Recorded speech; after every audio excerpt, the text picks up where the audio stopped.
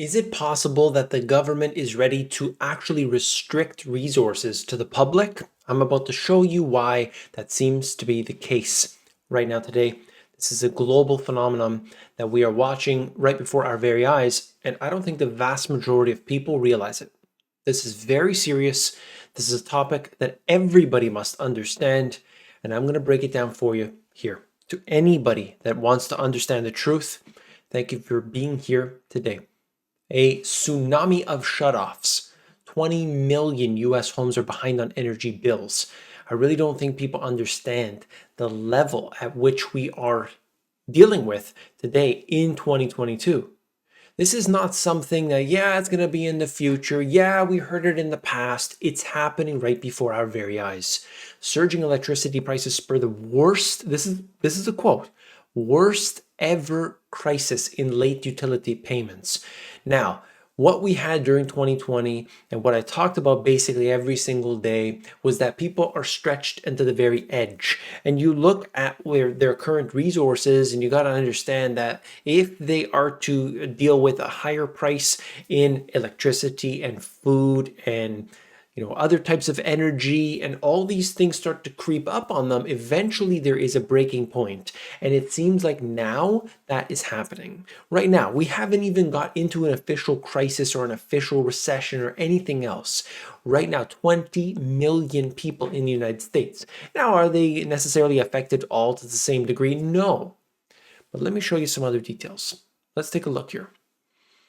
This is basically talking about one particular individual, talking about how they, hadn't been able to pay and so on. If you want to read that, of course, please do. But you can see it as the months have gone on. This is from December 2019 up until the present. This continues to escalate, and that is the total US overdue utility balance. And it just shows you that people, they didn't get those stimulus checks anymore. The inflation had been picking up at the same time, yet we are looking at the unemployment rate at 3.5, was it? 3.5%? It's ridiculous. It's unbelievable. The power bill crisis is even more acute in Europe, where the spike in natural gas prices has been far greater in the wake of Russia's invasion of Ukraine. Policymakers there have sprung into action, throwing billions of euros in aid at struggling families to help them pay the bills. It's not exactly so black and white, but anyway, there's been no meaningful talk of doing anything on a similar scale in the US. Look, they're trying to not get to the actual root cause, and of course you see it for yourself today. Nobody's ever going to look at the fact that prices remain so, interest rates and borrowing costs remain so low for so long.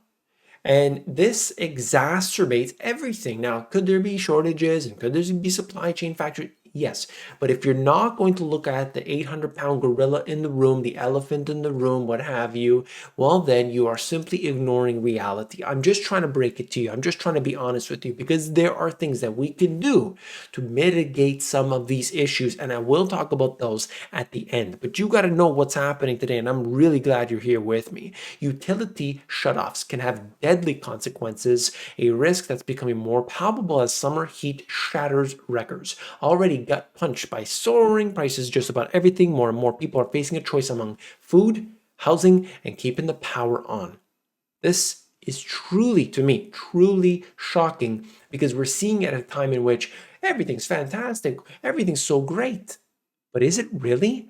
When you look at data like this, which is not going to show up in the U3 unemployment rate, which is not going to show up in the fantastic jobs numbers that come out, you have to understand reality.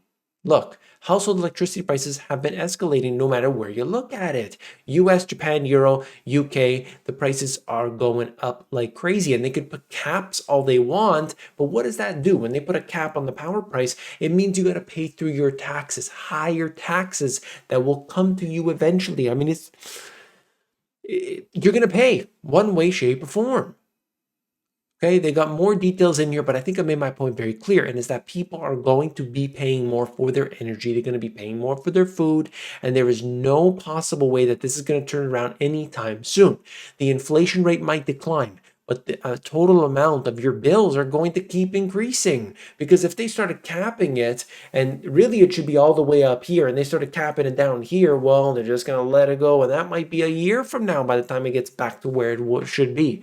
So you got to understand that this is something that's going to be with us for a while. And what is the solution? Well, according to Francis Macron, warns, quote, sacrifices ahead after the end of abundance. That's right. We gave you stimulus. We gave you tax credits. We gave you cash. We gave you all this stuff. And now that's coming to an end. He said that France faced sacrifices in a new era marked by climate change and instability caused by Russia's invasion of Ukraine that signaled the, quote, end of the abundance. Look, they're going to use any excuse they can. And this is what we have been told for a long period of time. You will live with less. You've got to learn to live with less, which some people might say, that's great, minimalism and so on. But there's a difference, because it's not cutting off the resources like China did to basically choke off 60 to 80 million people. Probably not the same thing. When you look at it, here, with what we see, this looks a lot like something I don't even know if I'm allowed to talk about. And this kind of a reset of some sort. Oops, watch out. Maybe it's an agenda of some sort. I'm not sure. Maybe you guys know out there. US drought monitor, you can see how terrible this is in so many areas. And what does that do? Well, of course, it hits the crops. It hits a lot of people, and the rivers start drying up, and the lakes start drying up, and it poses a big problem. Drought conditions affect 2/3 of the US. Can you believe that? 2/3 of the US are in drought conditions. So that's how significant it is. And of course, these are electricity prices, just showing you through Europe how really bad this has become. Certain areas worse than others, but the fundamental point here is that people are going to be paying more. You go on further and further, many farmers expect a very bad harvest. This is in Germany, and you will have to pay more, you get less. You pay more, you get less. What does that sound like to you? This is not me trying to tell people and scare them and put them into fear. This is the point at which somebody's got to go in there and just bang and scream and yell and make it known what we are facing. Look, if you're looking for the next Dogecoin, it's not going to be here, okay? Not here. Several uncertainties in the adequacy of the electricity in the coming winter, according to in Finland right now, okay? So Finns should be prepared for possible power outages caused by electricity shortages. They printed, think about this for a second now. They printed globally, what was it? 7 trillion or 20 trillion, a trillion here or there. What's the difference?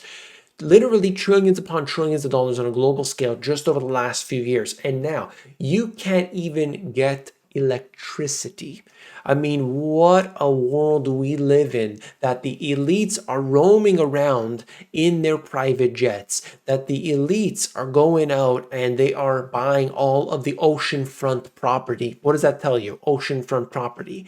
They're buying up all the resources and all the land and everything that they can, and they've got their friends at the central banks making sure that the cycle continues. They trap people in and they slaughter them. This is what happens over and over, and now you can't even get electricity. It's not a matter of you're going to pay more. In certain places and areas, you're going to have it actually cut out. And what does this mean? You look around and you see the developing nations, they have 3 hours a day we don't get power. It's okay. What can you do? It's at nighttime, no big deal. We keep the fridge closed. It's all good.